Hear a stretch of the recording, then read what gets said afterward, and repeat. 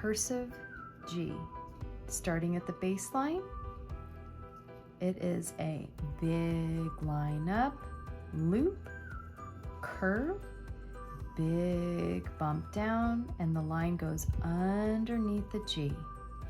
Again, big line up, loop, curve, big bump down, tail.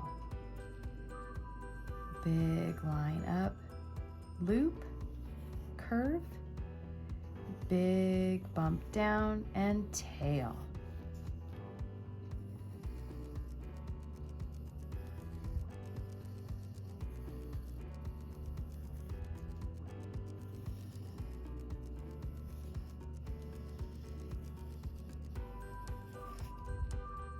Lowercase g.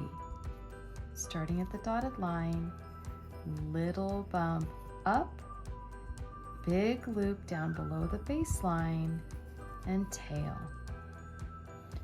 Little bump up, big loop, tail. Little bump up, big loop, tail.